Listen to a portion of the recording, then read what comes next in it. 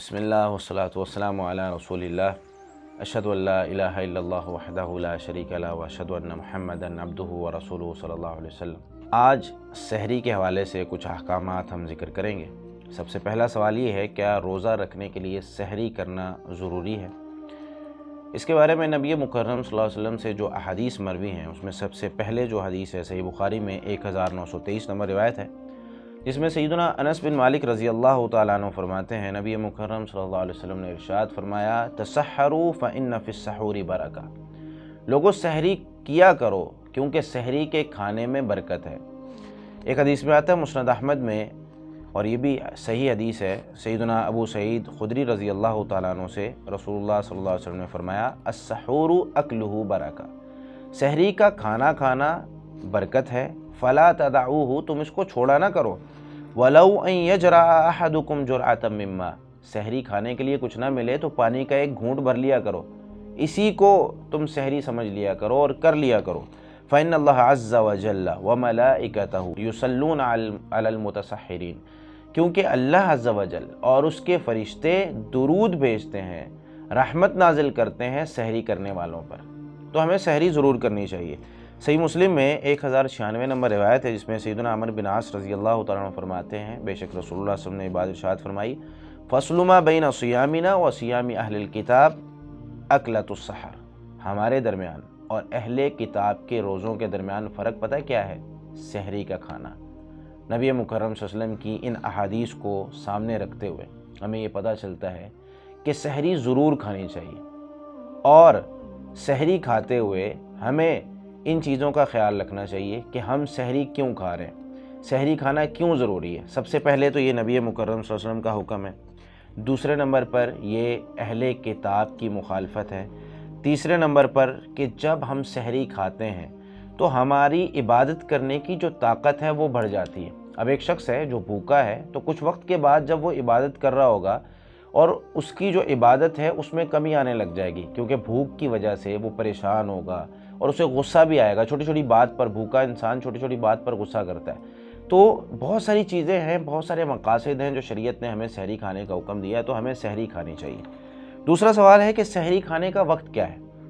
سحری کھانے کا وقت یہ ہے کہ ہمیں کوشش یہ کرنی چاہیے کہ ہم جتنی لیٹ ہو سکے، یعنی فجر سے پہلے پہلے، فجر کی اذان سے پہلے پہلے، اگر اس میں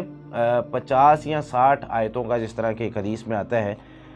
حدیث موجود ہے بہت سی کتابوں میں، ابن عدی رحمۃ اللہ علیہ، امام دلمی نے، اور اسی طریقے سے صحیح الجامع اور سلسلہ صحیحہ میں بھی یہ حدیث موجود ہے۔ سلسلہ صحیحہ میں 1773 نمبر روایت ہے، سیدنا انس بن مالک رضی اللہ تعالیٰ عنہ فرماتے ہیں، رسول اللہ صلی اللہ علیہ وسلم نے ارشاد فرمایا، بکروا بالافطار واخروا السحور، سحری کو مؤخر کرو یعنی لیٹ کرو، جتنا فجر کی نماز کے اذان کے قریب ہوگی اتنا زیادہ اچھا ہے، اور افطار جلدی کیا کرو، جتنا ہی سورج غروب ہوتے ساتھ ہی تم کر لو گے اتنا زیادہ تمہارے لیے بہتر ہے۔ اور ایک حدیث میں آتا ہے، نبی مکرم صلی اللہ علیہ وسلم نے ارشاد فرمایا، صحیح بخاری کے اندر یہ حدیث موجود ہے، صحیح بخاری میں حدیث نمبر 575 ہے، جس میں سیدنا انس بن مالک رضی اللہ تعالیٰ عنہ فرماتے ہیں کہ زید بن ثابت رضی اللہ تعالیٰ عنہ نے انہیں حدیث بیان کی اور یہ کہا کہ انہم تسحروا مع النبی صلی اللہ علیہ وسلم، کہ زید بن ثابت نبی مکرم صلی اللہ علیہ وسلم کے ساتھ وہ سحری کیا کرتے تھے، صحابہ کرام، ثم قاموا الی الصلاۃ، پھر وہ سحری کرنے کے بعد نماز پڑھنے چلے جاتے، قلت کم بینہما، تو پوچھا کہ بھائی سحری کھانے کے بعد اور نماز کے درمیان کا جو وقفہ ہوتا تھا وہ کتنا ہوتا تھا؟ تو انہوں نے کہا قدر 50 او 60 یعنی آیا، کہ 50 یا 60 آیتیں جب ایک عام شخص بیٹھ کے تلاوت کرتا ہے نا، جتنا وقت اس میں لگتا ہے تو سحری اور فجر کی نماز کے درمیان اتنا وقت ہوا کرتا تھا۔ تو اس سے پتہ چلا کہ سحری جو ہے وہ ہمیں بہت لیٹ کر کے کھانی چاہیے، اور فجر کی اذان کے قریب قریب ختم کرنا چاہیے، کچھ دیر پہلے کر لیں، 5-7 منٹ پہلے ختم کر لیں، لیکن یہ نہیں کہ رات کو 2 بجے اٹھے ہیں، رات کو 1 بجے اٹھے ہیں، سحری کر کے دوبارہ سو جائیں کہ یار چلو کوئی بات نہیں، اب کون سا جو ہے وہ کوئی اس طرح کا مسئلہ ہے۔ جتنا زیادہ لیٹ کریں گے اتنا زیادہ فائدہ ہے۔ ایک حدیث میں آتا ہے، صحیح بخاری میں 577 نمبر روایت ہے، سہل بن سعد رضی اللہ تعالیٰ فرماتے ہیں، کنت اتسحر فی اہلی، میں اپنے گھر میں اپنے گھر والوں کے ساتھ سحری کرتا تھا، ثم یکون سرع بی، پھر مجھے جلدی ہوتی تھی نماز کے لیے، ان ادرک صلاۃ الفجر مع رسول اللہ صلی اللہ علیہ وسلم، کہ میں فجر کی نماز رسول اللہ صلی اللہ علیہ وسلم کے ساتھ پا لوں، کہ آپ صلی اللہ علیہ وسلم کے ساتھ نماز مل جائے۔ تو یعنی نماز اور سحری کے درمیان کچھ زیادہ وقفہ نہیں ہوتا تھا۔ تو ہمیں سحری کرتے ہوئے یہ سنت یاد رکھنی ہے کہ ہمیں سحری آخر میں کرنی ہے، آخر میں مطلب کہ فجر سے کچھ دیر پہلے۔ پھر ایک سوال اس میں یہ ہے کہ اگر کبھی سحری کھاتے ہوئے دیر ہو جائے تو کب تک کھانا کھایا جا سکتا ہے؟ اگر ہم سحری کھا رہے ہیں، مطلب لیٹ ہو گئے، کسی دن الارم نہیں بجا، آنکھ نہیں کھلی، گھر والے کوئی بھی نہیں اٹھے، اور اٹھے ہیں تو صرف 15 منٹ رہتے ہیں، 20 منٹ رہتے ہیں، اور جلدی جلدی کھانا پکایا، اب جیسے ہی شروع کیا کھانا تو اذان شروع ہو گئی۔ تو نبی مکرم صلی اللہ علیہ وسلم سے اس میں ایک حدیث موجود ہے جو کہ صحیح مسند احمد اور ابو داود کے اندر بھی موجود ہے، اور صحیح حدیث ہے، اس کو شیخ البانی رحمہ اللہ نے بھی صحیح قرار دیا ہے۔ سیدنا ابو ہریرہ رضی اللہ تعالیٰ عنہ ارشاد فرماتے ہیں،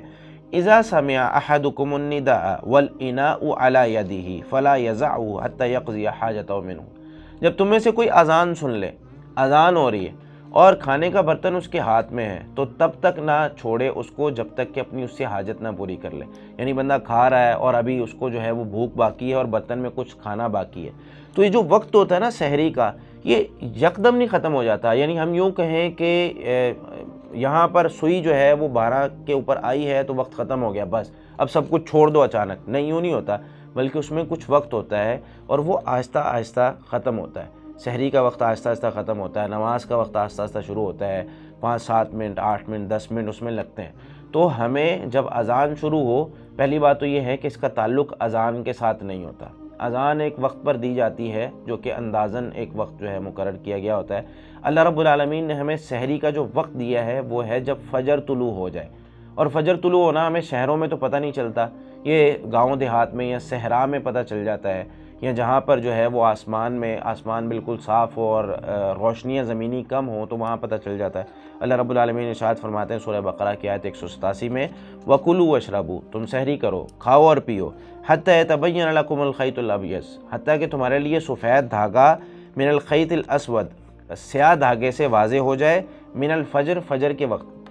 فجر کے وقت جب سفید دھاگا سیاہ دھاگے سے واضح ہو جائے، یعنی جب سفیدی پھوٹ پڑے، فجر کی روشنی آ جائے، اس وقت تک تم کھاؤ پیو۔ تو حدیث میں بھی یہی بات ہے۔ تو اذان یہ ایک اندازاً دی جاتی ہے، تو جیسی اذان شروع ہو، ویسے تو ہمیں عام طور پر سحری کرتے ہوئے اذان سے پہلے 5-7 منٹ پہلے ہی فارغ ہو جانا چاہیے، اور چیزیں کھا کر، پانی پی کر ہمیں جو ہے وہ بالکل روزہ اپنا، یعنی سحری کی نیت وغیرہ کر کے، روزے کی سب کچھ ختم کر کے ہمیں تیار رہنا چاہیے کہ بس اب فجر کی اذان ہونے والی۔ لیکن اگر کبھی لیٹ ہو گئے ہیں تو شریعت نے ہمیں تھوڑی سی سہولت دی ہے کہ آپ اس سہولت سے فائدہ اٹھا لیں کہ تھوڑا بہت جو کھا سکتے ہیں اس کو کھا لیں۔ اذان شروع ہوئی ہے تو اذان شروع ہوتے ہی سب کچھ کھانا حرام نہیں ہو جائے گا، بلکہ تھوڑا سا اگر آپ 1-2 منٹ کے اندر چیز کو برتن کو صاف کر سکتے ہیں، چیز کھا سکتے ہیں، تاکہ سارا دن بھوک نہ لگے اور روزہ جو ہے وہ ہو جائے، تو ہمیں یہ کر لینا چاہیے۔ پھر ایک سوال یہ ہوتا ہے، بلکہ نبی مکرم صلی اللہ علیہ وسلم کی ایک سنت بھی میں ذکر کرتا جاؤں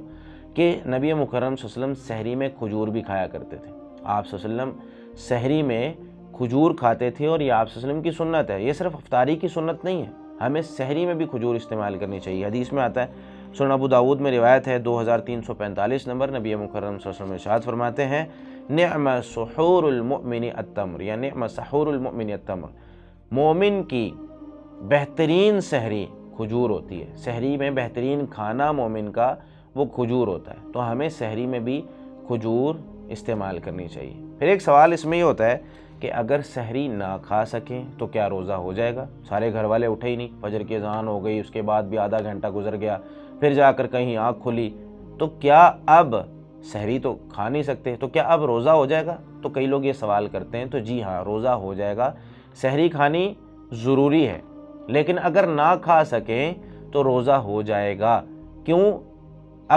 لیکن اس کے لیے ایک شرط ہے، اگر ہم برداشت کر سکتے ہیں۔ اگر مثال کے طور پر سارا دن ہم سے بھوک پیاس برداشت نہیں ہو سکتی، ہم دوپہر کو جا کے پریشان ہوں اور کوئی کام نہ کر سکیں اور غصہ آ جائے، اور ہم جو ہے وہ سارا دن یہ کہتے پھریں کہ آج جو ہے وہ سحری میں کچھ کھا نہیں سکا، اس وجہ سے کام نہیں ہو پا رہا، اور چھٹی کر لیں، اور جو ہے عبادات میں دل نہ لگے، اس طرح کے سارے جو ہے ماحول سے بچنے کے لیے اگر کوئی شخص وہ روزہ چھوڑنا چاہتا ہے، بعد میں رکھنا چاہتا ہے، تب بھی ٹھیک ہے۔ لیکن اگر کوئی شخص ہمت